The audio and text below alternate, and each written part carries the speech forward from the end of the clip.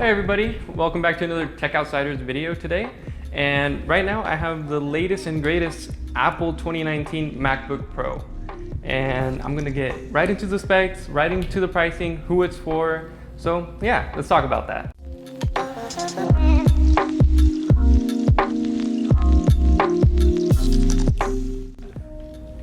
To start off, we got the base model MacBook Pro, and a lot of people say never get the base, always upgrade, it's always going to be better, but let me get back into you on that.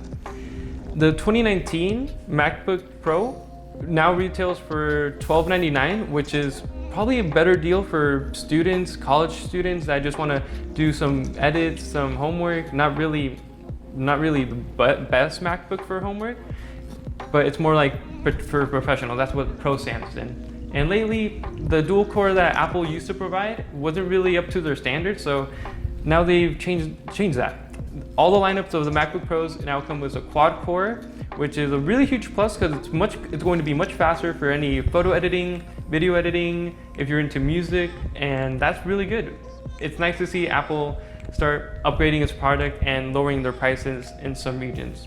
It's really good for college students to save money and maybe buy some adapters, because I'll get into that later about the user interface and how it's not the best. To start off, getting a MacBook Pro, trying it hands-on with Final Cut, some light video editing edits, and Photoshop is actually really good for the price and the portability. It weighs around 3 pounds, which is actually pretty decent, very lightweight. Toss it into your backpack, a few other devices or some notebooks. It's not gonna weigh you down. It's not gonna be the heaviest thing in your backpack.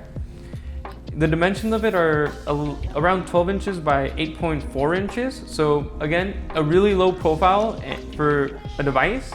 And a lot of laptops are pretty low profile nowadays. HP was their super thin laptops, but it's all about performance, price, and how you're gonna use it on a daily basis.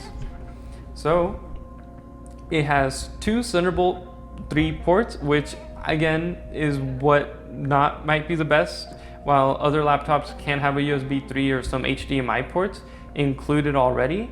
Apple's kind of forcing you to buy dongles that fit your needs. It might be nice because you might just need one dongle for the rest of your college career, but then again, that might be like a $60, $70 for a really good one. It allows for more expansion in most ways, which is okay, but they just don't come included, and that's kind of where I see this not being as professional wise. It does have a headphone jack, while Apple trying to kill off Bluetooth. It does have a headphone jack, even though Apple's trying to kill it off and move to Bluetooth. So not bad. 720p FaceTime camera, so pretty good. You want to talk to some friends, want to talk to your professors, just hit them up and you'll look good. Speakers, the best for a 13-inch laptop that I could say. 15-inch has bigger speakers, but then again, you don't buy this if you're gonna have headphones on. Maybe share a video with your friends, they're really good for that, but other than that, I feel like good headphones would be supported much better.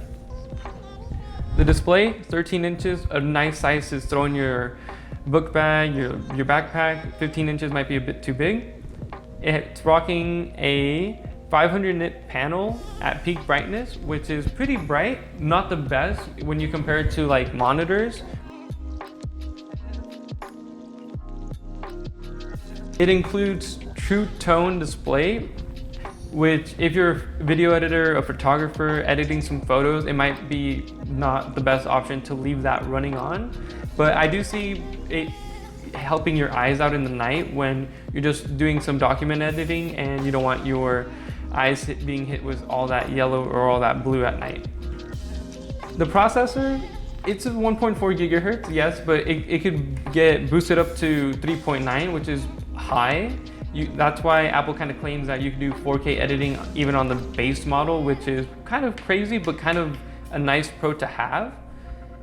It feels extremely fast all the time.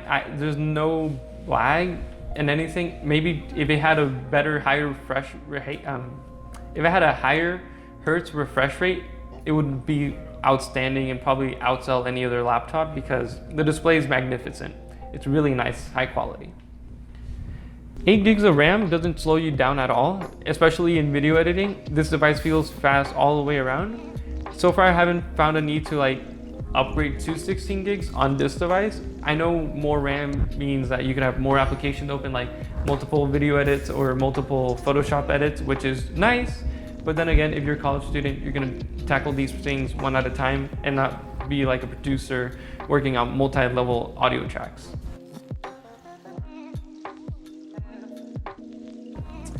So coming down to my conclusion of this device, it's very nice overall for the price. The price is pretty on the high end. You could certainly get some Windows laptops that are much cheaper, will get you through the day like a Chrome laptop if you're not gonna do any video editing or photo editing. Not everyone's gonna become a cinematographer. Oh my God, I can't speak. But if you are in the market for a high-end fast laptop, a MacBook might be just the device that you need.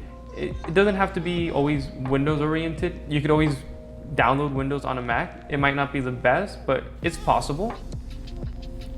People who I see gearing more towards MacBooks are probably like college students that just need something quick, something done. They just like something reliable or just a simple upgrade. The MacBook Air that was previous, you could probably find it cheaper. It'll have USB ports, other ports that are necessary, I think, in a college career or college student, especially if you're just starting out. Those would probably be a much better buy than this MacBook Pro. But no way do I regret like getting this device. It's very nice. I was able to do light video editing, super quick, super smooth. Final Cut on this runs magnificent. So it's always a great pair to see that Apple's just doing their own thing, making their software as best as it could be running on their own hardware, because they limit that you can't download Final Cut Pro on Windows yet, I hope. This device, the only cons and reasons I would see not getting it, the price is pretty high, the user interface, I/O ports are pretty limited in what you can do unless you buy dongles and adapters, which I don't really see how, if you're a college student and you're already spending $1,300 on a laptop, you'd still have to buy some dongles, probably a nice mouse to go with this, because the trackpad is huge and great. But if you're going speed, I probably think a nice mouse would be handy all the time with the laptop. Especially when Apple's providing other laptops, other MacBooks that are on their lineup. Again, their lowest, cheapest is probably going against the Chromebooks, which I kind of see as a ripoff, when the Chromebook is very potential, very capable of writing documents, Google Slides, everything on the internet base. It's really nice to have, really nice to use at that price. A MacBook is just pretty slow. You're not getting that whole much that goes with it, which I kind of feel as is a downgrade. It's not what I would see anyone use, especially. I don't know, they should just get rid of that, make something actually usable for like $300, $500. That's what I kind of feel like would get people into the MacBook market.